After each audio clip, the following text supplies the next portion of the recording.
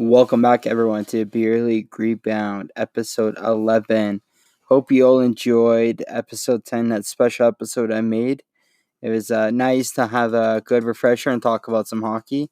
It's looking good as of now, but I'm going to hop right into the interview firstly with Ryan Smiley.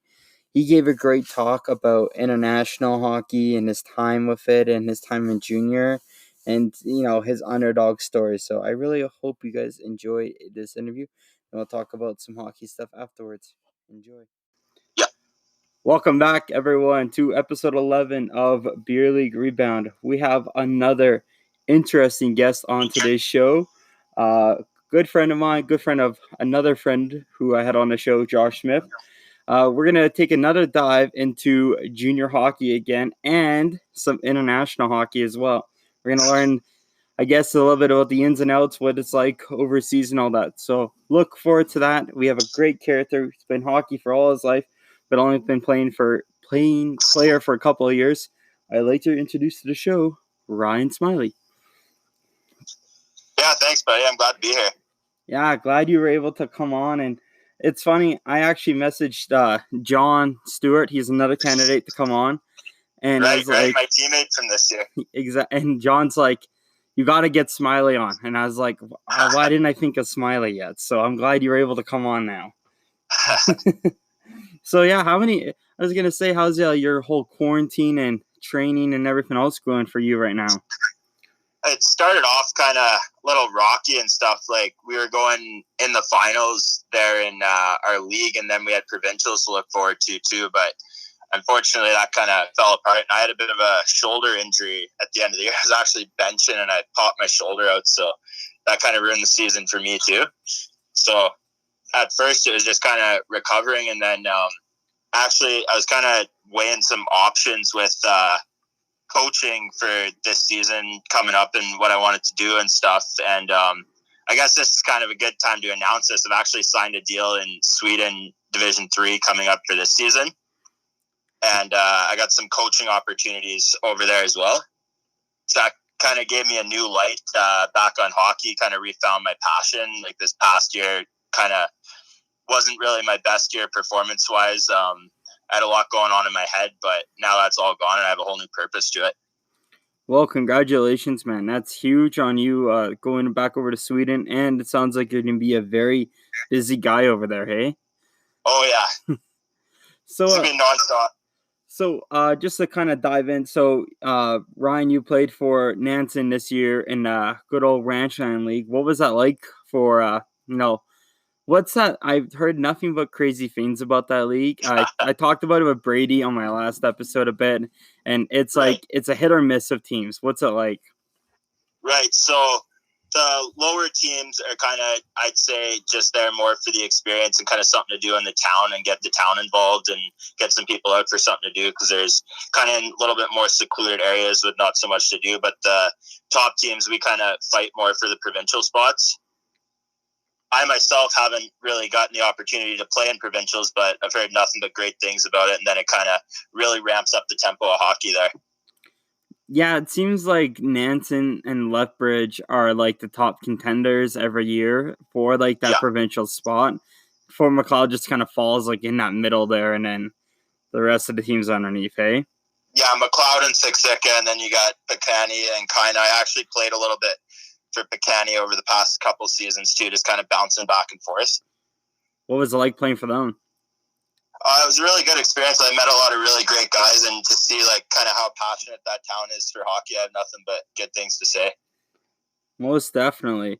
So we'll kind of dive back in a little further into your career. Actually, what got you inspired to play hockey at a young age?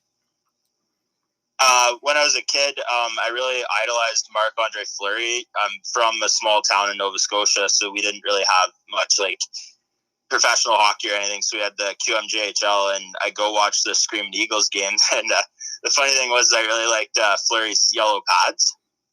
So that kind of made me think like, oh, I want to be a goalie. I want to do this. And then I got tossed in my first year in minor hockey. Someone had to play goalie and no one wanted to do it. And then I don't know if it was me or my parents, but somehow I got involved in goalie and then kind of loved it ever since. And then at 16, I decided to stop playing. I do gotta agree with you on Fleury's pads. That was a big inspiration for me at a young age.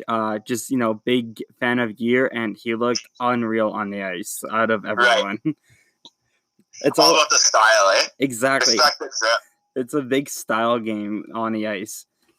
But that's awesome. So that's kind of like the same situation I had as like minor hockey novice. Like kids like didn't want to get beamed in the head with pucks anymore, but for some reason I just wanted that out of scoring goals or anything else. And right. It's funny how that all kind of just like works out in that way where you get tossed in that situation. I'll never forget my parents were like, "Are you sure like you want to do this?" And I'm like, "Oh yeah, like pucks to the head, like let's go." Yeah. I guess that just kind of separates us from the rest of them. Oh yeah, the goalies are always weird and they always are everything else, right? Yeah, definitely. So you played minor hockey in Nova Scotia. Did you play in Airdrie minor hockey as well, or just I played in Airdrie minor hockey as well up till 60, and that would have been my second year in midget. What was that like playing in Airdrie minor hockey for you? It was fun, but like going to kind of like where I'm at now and stuff with hockey, like it was just more like didn't take it as serious, just kind of like, oh, you have like a schedule, like, oh, you have a game tonight, you have a practice tonight, just kind of show up, not even think about it, and just like do what you're supposed to do and just kind of have fun while you're there and not really think about it outside of that. Yeah, I can definitely relate to that one. It wasn't like, unless you have like serious coaches and all that, then the whole thing just like, you go there, you just kind of shoot the shit and that's really it, right? Yeah, exactly. Just kind of a social event, something to do. Exactly. With a little exercise involved. So from midget, you went and you signed. Well, you went and joined the Calgary Hockey League for Junior C, if I'm not mistaken, right? Yeah. So I took 2 years off between 16 and 18. So I started out with it's a pretty popular shinny group here in Calgary called Iceman Hockey. I started out there as a player just to I kind of knew the basics of player. Like I'd play like outdoor rink and stuff as a goalie when I was younger. And then sometimes I'd go out to practice and player gear, this and that. So I kind of had the basics down. But I knew when I jumped back into hockey, I wanted to not only be like a elite level hockey player, like I wanted to be a better athlete too. So I went out there and just kind of used that as like purely training purposes and kind of got myself up to like a bare minimum level, even just to play like Jungle C, just to go out there and be a goon. Definitely. What was it like playing in Jungle C? Because I've seen some crazy stuff from it. Right. It seems like it's quite the interesting league. Yeah. So my first year, the hockey wasn't as good, but it was a lot more physical, which I absolutely loved. Like at the time, being a bigger guy and stuff, like mix it up, play the big hits, block the shots, all that stuff. Yeah, definitely. So actually, would you say like you kind of going into like junior hockey, did you like kind of feel like you're like that underdog? Because like you've came from a long way. Just talking to you personally, like from where you were before to like obviously what you're at now. But during that time in junior hockey, was there just like a big switch where you're just like, I don't want to be the guy who's relied on, because myself, I always get called, you're the bigger guy, so forth. Did you just kind of get annoyed of that and just use that energy to get better at hockey? To be honest, in that situation at that time when I was obviously like in the high 200s at that time, I didn't really get picked on too much for it, to be honest. I don't know if guys were scared of me or just like I just have that like respect about me or something like that, but I didn't really get too much negative feedback on it. Like, and especially with my teammates, like they knew how hard I was working outside of it too. That's awesome. That's always like a good perspective on it, because it's like, it's like the whole don't judge a book by its cover, right? Like exactly.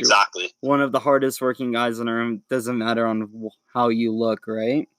Right.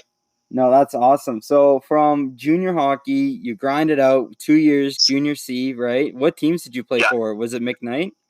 I played for McKnight, and then I played for the Saints as well with a bunch of buddies. The Saints that was a great time. Oh, okay, so that's based out of like Don Hartman's Northeast Sportsplex, yeah. Yep. Great barn. Yeah. Great barn, yeah. So from there you jumped into junior B for a couple games, or what happened? Yeah, I got into junior B and the Calgary Junior Hockey League for the North Stars, and then it's kind of weird how they operate it in Calgary. Is like in the North Stars Association, they had the Canucks and the Blazers. So I played for the Blazers. I played a little bit there, and then I was still obviously a heavier guy. And then me and the coach just kind of sat down and had a conversation. Just felt it was much more beneficial to drop back to junior C at the time, just to kind of get up to speed and stuff like that. And then had the opportunity to go back there for my 21 year. But I didn't. I took the GMHL route instead for my 21 year, just because like you're on the ice every day practicing rather than having 1 to 2 practices a week, and you know what I mean. Yeah, and you kind of get to go and explore, back out East Canada for you again, right? Exactly. Yeah, like it's a whole other opportunity. Like you get to live with billets, and especially in that league, like there's a lot of international players that come over, and then you meet connections all over the world. Yeah, Smith was filling me in. I didn't realize personally on how much there was for like international players in that league, but he broke it down. It's crazy, actually. Yeah. And he said it's just because a lot of international teams don't offer like that 21, like when you're 21 years old, you have your final year of junior play, right? Yeah, and then obviously the university hockey in Europe's not as big, so they have to jump into a pro league. Like you take a Russian, for example, that's playing at a junior A, junior B level, kind of third, fourth line guy. He's not going to be able to hop into like Russia's third league or like the VHL, which is their second league that feeds to the KHL right off that. So they kind of come over to get that extra year of development under their belt. That's so cool, actually. I'm glad to hear that there's actual leagues that are like, just helping out guys to keep generating more like talented athletes in that sense, right? Like, yeah, just because you haven't like hit your peak there, and like you still have so much more potential moving forward, right? So that's really cool to know. Yeah, you're still pretty close with one team there, aren't you? Yeah, I work for Tottenham Steam, which is rebranded now for Tottenham Express. I do some kind of assistant management, like kind of help out, throw some input in there, and then I send them some players here and there. Another Airdrie guy, Brad Davies, I sent him there. I haven't spoken with him for a while, but from what I heard, he really enjoyed it. It was an absolute blast. Yeah, I talked to Brad about. He had a blast out there. He only went out there for a year because Brad was kind of in that stage as well between like a goalie player. Right. Like he's a really talented goalie, but he's like a better player, I want to say, right? Yeah. So that's awesome though that you're able to, kind of manage all that. So do you do recruiting for them still, or? Yeah, mainly just recruiting, is just trying to send them guys, like especially like personally, like through my experiences, I want to send them guys that need that opportunity that might get overlooked by like a mainstream team around here, or like say like a kid that wants to go to the KI that just can't quite cut it, and get them that opportunity of playing at a very similar level with that optimal development route with the extra ice times that the GMHL has to offer. And yeah, there's a lot of teams in that. Like you're not going against the same guys every night. Like it's a big league. Yeah. So, and then when I played there, they split it between North and South. So North would only play North teams, South would only play South teams. But even in that, you're still playing against 12 to 15 different teams. Yeah, I see. Like that's such a good mix then, right? Yeah. Like so when it comes to like playoff times, would North and South combine then, or? So in playoffs, you'll do, so in the finals, you'll play North versus South. And then you'll win, like, say you're in the South, you'll win the South title, then you go on to the Russell Cup, which is the GMHL title. Okay. And is that league, like, still, because I'm still learning lots about it, it's still, like, a pretty big expanding league, okay? Yeah, there's teams some teams drop off like flies, and then a couple new teams try to get in every year. Is it just, like, money issues, would you say? Like, just not enough funds to run the team and everything? Yeah, a lot of it is money issues for sure. Because like with that league, it's kind of stapled as pay to play junior hockey, right? Yeah. So hypothetically, if a team has a budget of $160,000 a year and they bring in 20 players, they need to charge each player roughly around $8,000. And then if some guys aren't paying their fees or whatever, ticket sales, this and that, then they can't afford to keep going. Because I believe to buy into the league, it's $25,000 for a season or something like that. Okay. So some people will take out kind of small business loans thinking it's like a get rich quick scheme by bringing in 30 players, charging them $10,000 to $15,000 a piece, like stuff like that.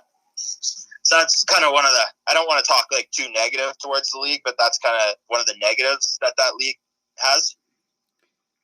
Yeah, definitely. That's a high price, actually, if you're, because, at least, like, there's some teams, like, it sounds like we're just, like, trying to build a quality, like, team in that league, right? Like, because the North Stars, the Steam or Express now, they've been around for quite a few years, if I'm not mistaken. Yeah, I think the Steam's been around for, I think they're going into their 6th or 7th season now. That's awesome. And then the North Stars, they kind of rebranded out of, I believe they were the Colburn Chiefs before. And then just kind of like went through like a small franchise change type of thing. Yeah, and then just kind of changed the name, different owners, if I'm not mistaken. Yeah, that's the thing with junior hockey, because I was talking about that with the Three Hill Thrashers here in the H Day. They kind of had to go through the same thing this year, because they exempted themselves from the entire season so that they could come back hopefully for next year to be a much better team, because they were doing horrible, right? So yeah, it was unfortunate to see that, because actually when I was trying to get into junior B, I went up there and it seemed like such a great town, to be honest. Oh yeah, it's another like local community that just wants to rally around, right? Yeah, and their coach, I believe he's still kicking around there. His name's Ian Hall. He's so passionate about hockey and wants to teach his players everything. That's awesome to hear. So hopefully they have a good change around with there's a season hopefully this year. Let's all hope here. Yeah, let's hope. Yeah. But so you grind it out in junior hockey, and then you get your chance at going international. Tell us what that's like. Yeah, that was a crazy kind of summer leading up between going from GMHL to that. So after the GMHL season, I came home for about a month and a half, and then the staple team of the GMHL, the Bradford Rattlers, every year. I don't think they're doing it this year just with what's going on, but they host a thing called Elite Prospects training camp. So what it is you're on the ice every day, and then you're doing off-ice training to go with it, of course, just working on individual skills. So I kind of went to that, obviously, to like still kind of with battling some weight problems, and that's really where I got myself into being a better athlete. But being in that was, there's a lot of agents that kind of work in and around it, and then some scouts from, I guess, overseas teams would have local scouts there kicking around, and then I got approached while I was there to get the opportunity to go overseas. So what league did you go to for your, because you've been to 3 different teams if I'm not mistaken, right? Or it's just 2? Yeah, I've been to 2 teams so far in Europe, and I also got an opportunity in Australia in a summer tournament. So your first team, that was in England, right? No, my first team was in Sweden. It was Halifax IK, which stands for Ice Hockey Club, but they spell club with a K in Swedish. Oh, okay. So what was that like? Because you only spent like, what, 1 season there? Yeah, I only spent half the season there. So obviously, like, I kind of looked at myself at the time as a bit of a work in progress. And so I went there, and I showed up in great shape. I actually won an award in training camp for being the most fit player. Good on you. Just trying to adapt to the bigger ice, and like the speed wasn't the issue. It was just more like the individual skills and really working on my hockey sense. I wasn't really getting played a lot. So you just kind of had to develop like other routines that you weren't used to, like in Canada, let's say, right? Yeah, it's a whole different style of hockey because like even like going through junior was like I labeled myself as a physical guy, like good in the D zone, good plus minus, block a lot of shots, good team guy, stuff like that. And then going over there, they want a lot more skill and a lot more offense production. You driving the puck up the ice and everything else. Yeah. Definitely. So being there, I learned a lot through, I think I played about 7 games while I was over there. And learned a lot through that. And then I sat down and just had a meeting with my coaches and management. And I just said, I really want an opportunity. And they kind of told me, like, this was one of the hardest things to hear, is that you're just not quite where you need to be right now. And then moving your life across the world to do something you love, like, that's incredibly hard to swallow that pill. So we kind of talked about some options. Like, we looked at a couple other teams that I could have been loaned out to, and they just kind of didn't work out because, like, there's a lot of import conflicts and stuff that go on there. Like, some teams don't want any imports whatsoever, and the teams that they reached out to kind of had some issues with that. So then we looked at some other options, and I went over to England, and I was getting ready to sign with a team there, and then I got a good offer to come back home to play in the Ranchland in the team Picani. And it was kind of hard to say no to that, because then I could be at home every day and still have access to like ice and different trainers and stuff that I wanted to work on here to get ready for the following season. So you just did like a half season then in the Ranchland after half season in the ranch and then half season overseas, my first one. And you got to kind of like come back home and train with like, you know, Smith and all those guys, right? And get your head in the right space again, I imagine. Yeah, it was really, really tough, and I kind of fell into a bit of a dark place there when I first got home. But after a couple months, I really pulled out of that and then went back kind of balls to the wall.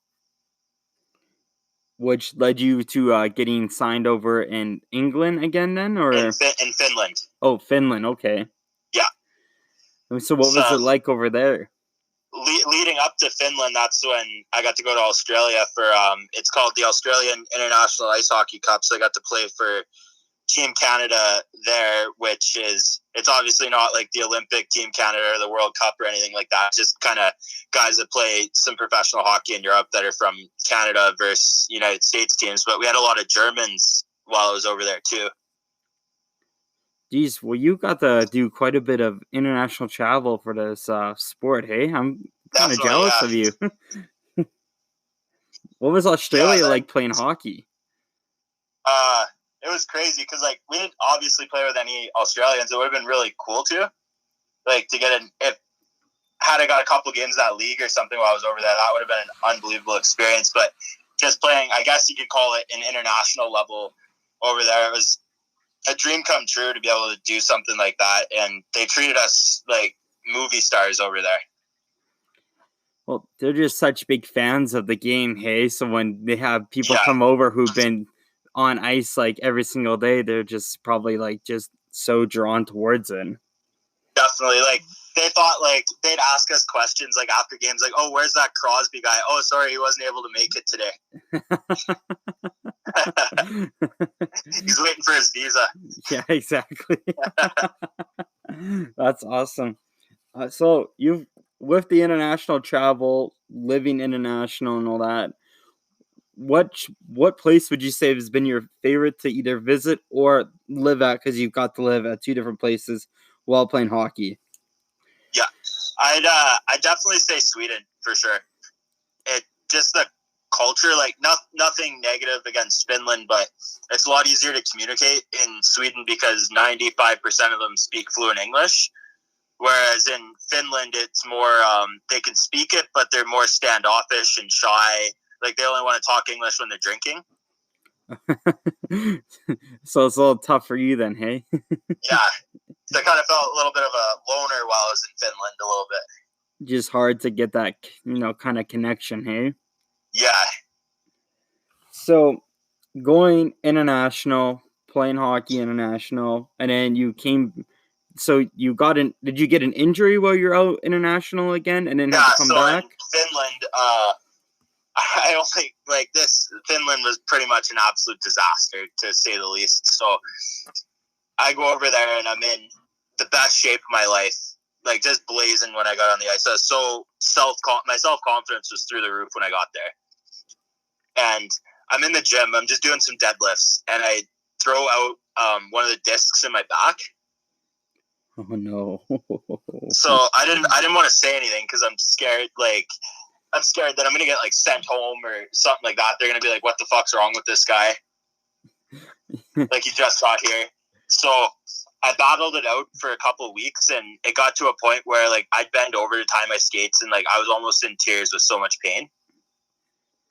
So was it just like a slip disc you said, or? Yeah, it was like really inflamed, almost to the verge of a hernia. Oh no!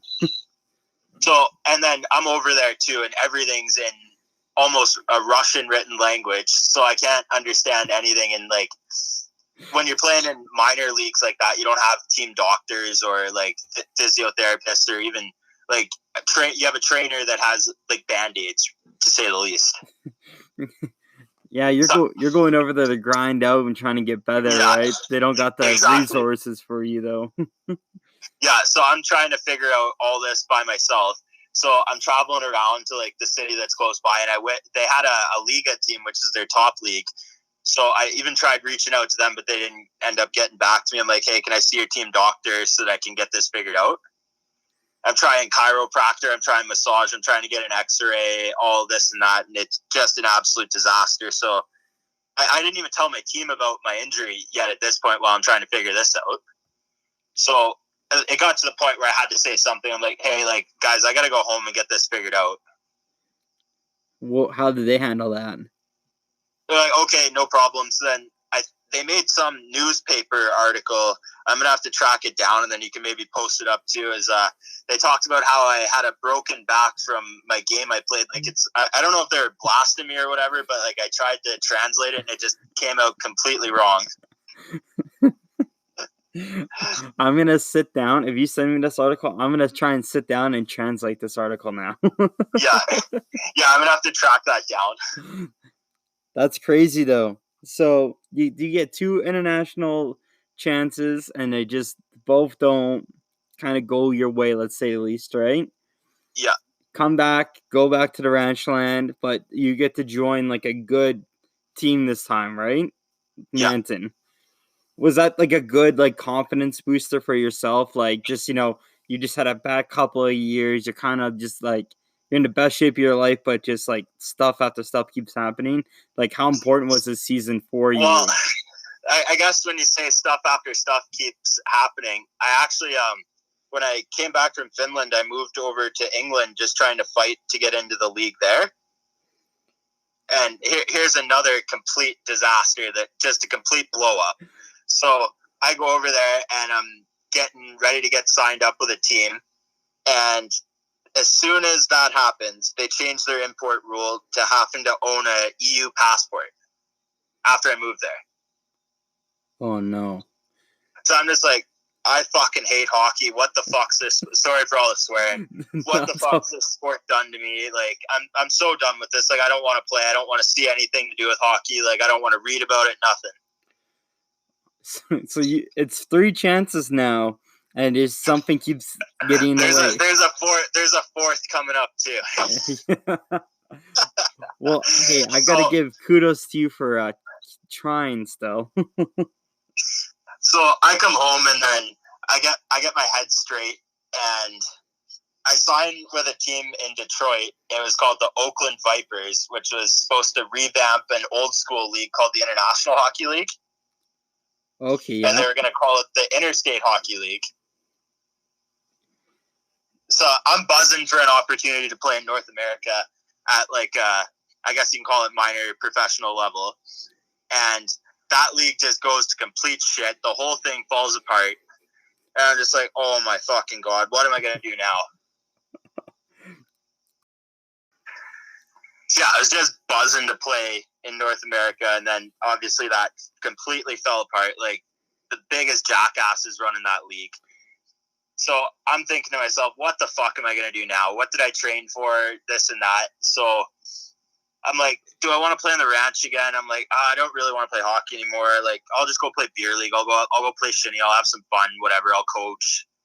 Got that coaching job here in Calgary with International Hockey Academy, which is an absolute blast. So my buddy calls me. He's like, hey, come out, play for the Pals. I'm like, sure, fuck it, why not? And then that's how you joined on to that again. Yeah. So right back into that.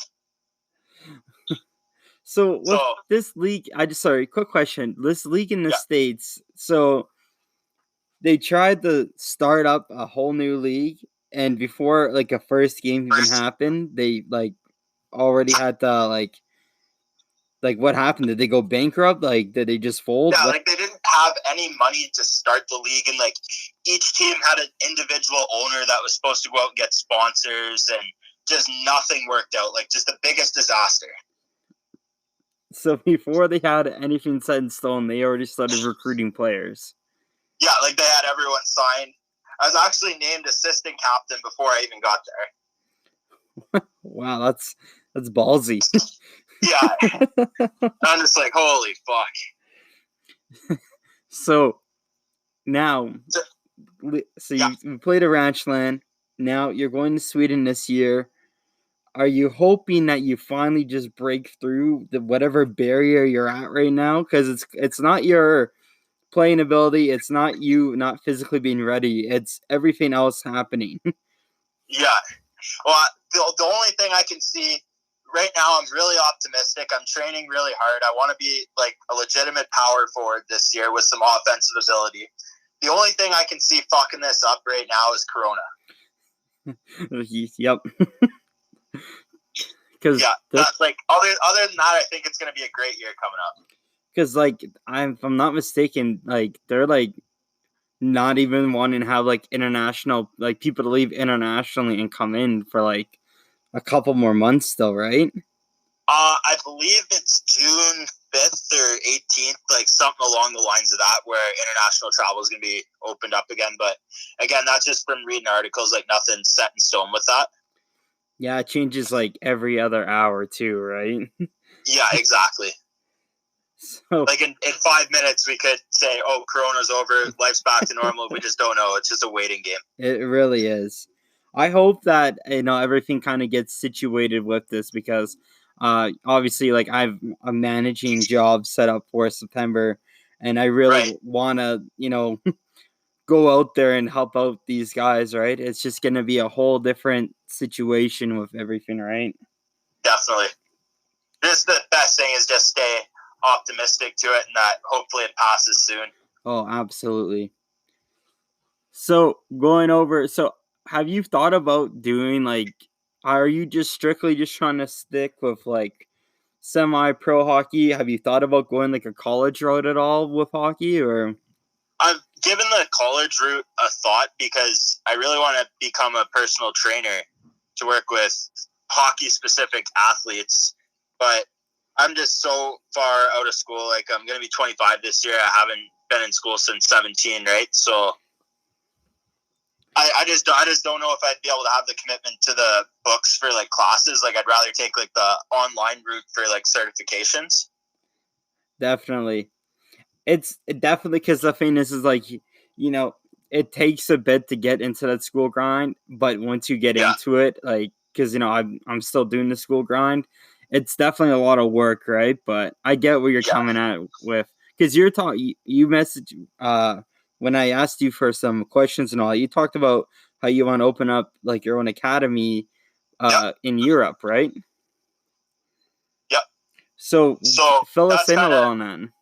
Yeah, that's kind of one of the purposes to going over there this year too. Like, yeah, it's great to be able to play semi-professional hockey too, and like do everything you can to obviously advance with that and see where that takes you. But outside of that is like I kind of want to get my life set up for what I want to do outside of hockey, but obviously stay involved with hockey. And that's where, with what I coached this year, like we got to go on quite a few really interesting road trips. Like we got to go to Minnesota, we got to go to Florida, lots of trips to BC, like where we're there for multiple days on end, and just seeing how my players got that experience at such a young age. I really want to create my own kind of brand over in Europe where you basically put a team in a junior league. They're going to play that.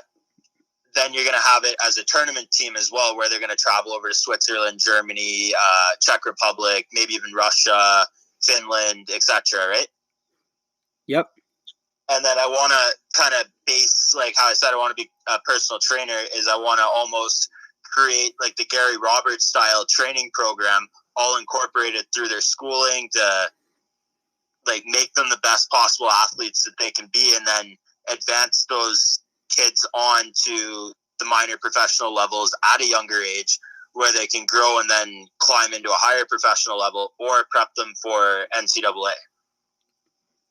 That's really awesome. That sounds like a lot of fun. If you need anyone when you're over international, hit your boy up here. I'd love to help out. Yeah, I was going to say, we'll have a private discussion about this later. Yeah, most definitely. But that's awesome. I love the idea of like, your kids, honestly, like when like playing hockey is a lot of fun, but when you get to help out like that different age group and all that, I think that's almost better at times. Yeah, for sure. It's definitely super rewarding to like see a kid be able to progress like that. Like the team I coached this year, our captain, he just signed in the GMHL with the Bradford Rattlers, and he's from the Netherlands. So just be able to have that opportunity to remain in Canada and play at a junior level is incredible. Yeah, that's awesome. So you guys are really good at getting people from all across the world, it sounds like, hey? Yeah. And then just with the network and connections that I have, like even just to today, like imagine in a couple of years what kind of networking you can build. And then you might have kids from Australia coming, even like South Africa or like Uzbekistan, or like just super small hockey markets that you wouldn't even think of, with some standout players that just don't have that kind of opportunity, right? You don't have the resources, don't have the proper coaching, nothing like that. Yeah. That's really cool. I really like the idea of that. And honestly, man, good on you for that. There's nothing better than trying to make hockey a job. Like, I've had so much fun, chasing this dream of making hockey a job, right? Exactly. No, and you're with the Royals this year, right?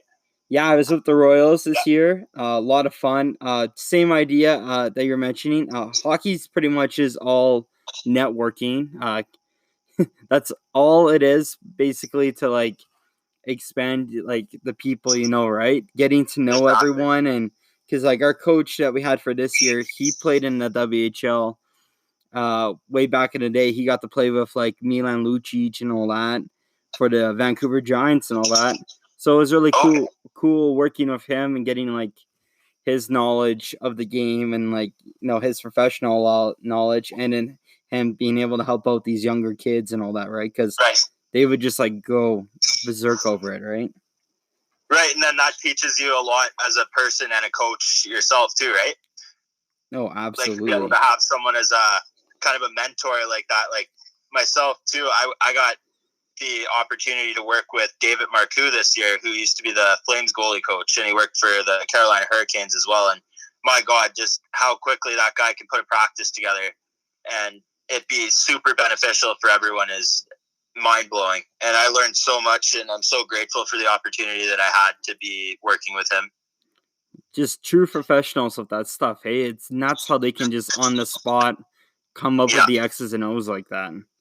Yeah, and then the pucks, like, say you're doing a 4-dot drill or something like that, the pucks are there, boom, boom, boom, like completely organized, like it's crazy. Meanwhile, I did a little bit of coaching last year, just some small stuff for a small organization, and I remember I had to make a whole practice plan the night before because I was like, how am I gonna flow this? Is this gonna make sense? And like I'm like, oh man, like am I in over my head? Yeah, and then you got to go to the drawing board and put your art skills to a test, and yeah. And if you can't draw, the kids just give you a hard time too. Hey. Yeah, no, exactly. They'll drill right into you. Like, I'd rather just be like, hey, we'll put the pucks here. Let's do a quick demo. Boom, let's go. Yeah. Well, especially for goalies too, because like I did like a lot of like goalie coaching last year, and it's like you can't really draw it on the board. Like, just get in the net. I'll shoot the puck at you, and I'll tell you what to do. Yeah, exactly. It's the best way to implement that, I find. Yeah. So, any other summer plans for you, or just hockey training? Mainly just a lot of hockey training. Like, I'm hoping that a rink will open up here soon, or else I'll be on like a road trip to Ontario or BC or something just to hit the ice for a little bit. Just get some much needed frustration out that way. Yeah, BC's had their like private rinks open for a month now, and they've been like pretty good at like as far as I'm concerned, what I've read is there hasn't been like any outbreaks coming from rinks and stuff like that. So no, exactly. Like, I could go on and on and on about reasons why hockey rinks should be open and this and that, but we'd be on a 48-hour podcast here. And the thing is, I probably could relate to a lot of the stuff you're saying too. But I heard good news for Albertans that they have potentially moved it from a phase 3 to a phase 2 potentially. Just because there's a lot of organizations rallying around that, which I think is good. Because the idea of like, because in phase 3 they have the idea of like a nightclub opening up at the same time as a rink, which to me like you might as well say, okay, we'll bring the NHL back and we can pack the barn. Exactly. Like, I don't understand how they were able to, because if anyone knows, you can't really social distance at a nightclub to begin with. So not a chance. The fact that rinks kind of get, put as the same category as that, I really didn't agree with it. But we have no control, right? My biggest frustration right now is like, I go for walks down at Princess Island Park all the time, and I see the Lime scooters out now. It's like, those things aren't fucking sanitized. People are driving around pissed drunk, running into things on those, but I can't rent the ice with a small group to work on stuff to help better my career right now. It's definitely a weird time for stuff like that. I agree. Yeah. I know. But, good old government putting restrictions on stuff like that, right? Yeah, it's crazy. I heard rumor, though, that private rinks have that good chance of opening up, like, within, like, hopefully the next month or so. So let's hope, because I'm itching to gotta be optimistic. I'm itching as a beer league goalie to get back on the ice. Well, I can tell you right now, me and Smith are going to need attendees, so you're welcome to come out with us anytime. Perfect. There's nothing more I love than you two just ripping bar down on me. Yeah. Well, it might be headshots, but... Either or, right? Haven't shot on ice for a little while, so accuracy will be a little off. Everyone's going to be a little off. Yeah. Well, I want to thank you, Ryan, for coming on. This is great. I love the idea of, like, how you're able to give, like, the listeners a good idea of, like, things don't always go as planned, but if you're like truly love what you do, you'll work through it no matter what, right? Like, you went over international how many times now, and it's been like, stop after stop after stop, but kudos to you for, still working on that and keeping the dream alive. I think that's awesome. I appreciate that, buddy. The biggest thing is, like, that I could tell anyone is, like, if you want it bad enough, you got to persevere. Absolutely. And I'd rather die on my feet doing something I love than on my knees doing something I hate.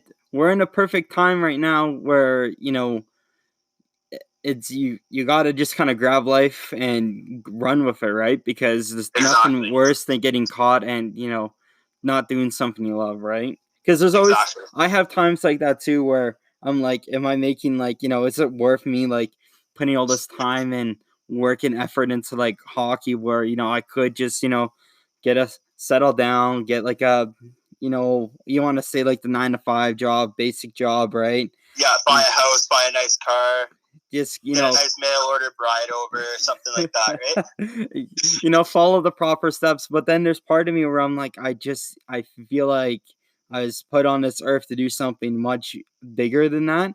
Obviously, if it doesn't happen, you can always still go back to, like, you know, I don't want to say the normal life because that sounds so like bland, but you know what I mean, like right. Like that stuff will always be there for you. Like for a hypothetical example, if you wanted to be a Walmart greeter or something, that job's always going to be there. Like your body, your mind is not always, and those opportunities in hockey are not always going to be there for you. well, hockey moves so quick, right? Like, you know, you got to take every like that. When the Royals gave me my opportunity, I knew right there. I was volunteered, right? But I knew right there I had to take it because I was like, if I don't, then I would have missed out on so many opportunities already, right? Exactly. So, but yeah, thank you for coming on. I hope all the listeners enjoyed listening to Ryan and his journey with hockey. I appreciate it, buddy. Thanks for having me. Yeah, we'll have to. Smith invited me out, so I'll definitely come. I got some private messages to send you on some projects I'm working on. I need yours and Smith's help with that, so we'll talk about that later. But that sounds good for sure. All right, thanks, Ryan. Yeah, see you, buddy. See you, buddy. Hope you all enjoyed that interview with Ryan Smiley. Great character, great guy, hardworking. He's got a very, very cool story. The one thing I was able to take away from listening to Ryan was his commitment to the game. I mean, the amount of stuff that he had to go through, traveling internationally, injuries to, you know, change up in rules to leagues folding, like, you name it, he's pretty much has faced it so far. And, you know, he's so driven. I think that's what's very inspiring about him.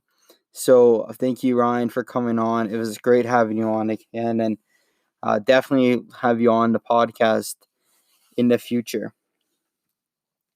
So I don't have a lot of news to talk about, but I have some good news to discuss. So as many of you know, a couple episodes ago, I talked about the University of Lethbridge letting go of their hockey program and how they kind of didn't shine any light on it. They just kind of let the coaches and the players just, hey, here's the door. We got nothing for you guys.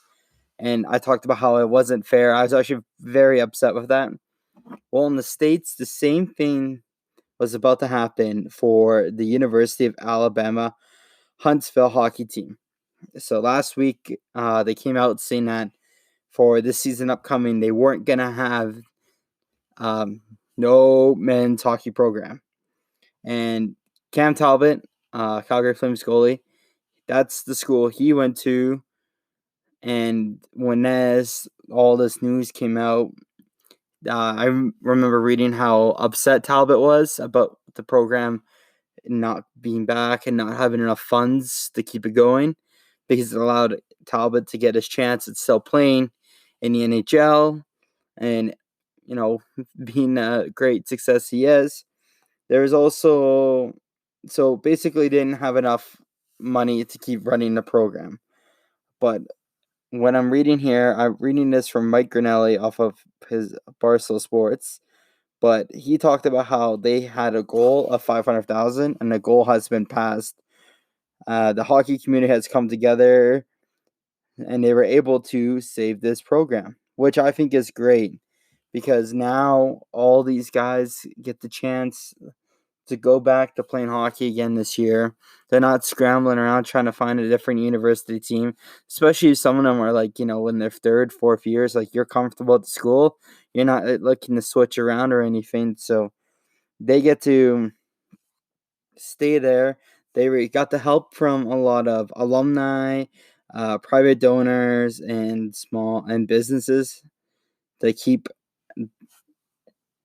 hockey in Alabama, which I think is awesome. So I was very happy to hear that we're not losing another hockey program, because there's nothing else more that sucks than losing a hockey program. So it takes away from the community, it takes away from the fans, it takes away from the players and the athletes, and it takes away from anyone growing up wanting to watch or play for that team.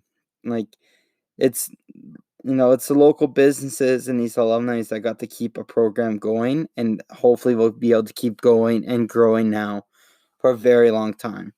And now they've gotten a lot of recognition too with everything going on because of Cam Talbot and Philadelphia Flyers Jared Ross, where they both made these donations that they might have brought in some fans over for their hockey program, which I think is tremendous. So kudos to everyone who managed to save another hockey program that was about to go underwater, but now it's safe for the 2020-2021 season. Now we just need COVID to allow it to happen, but let's hope so because very happy about that. And I wish the same can happen for the University of Lethbridge as well. We'll never know. We'll see what happens if they are able to bring it back. But as of now, I have not heard of anything different. So, yeah, as I mentioned, I don't personally have a crazy amount of news, but that's okay because I really wanted everyone to focus more on Ryan Smiley's interview. I'm having so much fun interviewing like these local guys and girls talking about the game and how they're able to, you know, what they've overcome and all that in leagues that some of you have never heard of before. And the idea of growing these other leagues with these players, I think it's awesome. And it's just going to only get more exposure for these guys and everyone else. So I think, kudos to everyone who's been reaching out and wanting to come on and talk about their experience and all that. I think that's tremendous. And, why wouldn't you? Like, we're all hockey players or we're all fans of the game. Let's hear about your story. So, thank you for everyone reaching out for stuff like that. Unfortunately, with everything that is going on right now, with these movements being made and, some more serious stuff, I don't want to talk about it too much because, everyone else has been, I'll let you go and read about it. But I just want to say that there has been too much news focused on hockey for the playoff brackets. It's just been more focused on the Black Lives Matter movement, which I totally understand and for. So we'll have some news hopefully going for next week. Whenever we'll see what happens if because they're going to discuss about the playoff bracket more and all that. But for this week, we'll give some respect and it's a very crazy situation right now. But like I said, it's already been talked about enough. Well, not enough. Sorry, it's not been talked about enough. But I don't want to talk about it on a hockey platform because you guys want to listen to hockey stuff and not political and stuff like that. So that's where I'm going to leave it as that. But thank you everyone for listening to this episode. I hope you all really enjoyed the interview with Smiley. I had a lot of fun making the interview as always, and I've had a lot of good people reach out to me who want to come on. So this is only gonna get bigger, and which I'm very excited for. And we hit our goal last week. I've had over 300 total views off of the Anchor and Spotify plays. So thank you guys for continuously listening and all that. That was a huge milestone, and it's only gonna get bigger. I follow me on all my social medias. I'll be keeping posted up stuff on there, and I have hopefully 2 big announcements that I can talk about for next week. So I'll be dropping some hints on my social media about it, but we got some big stuff in the works there. So stay tuned for that, and I look forward to talking to you guys next week.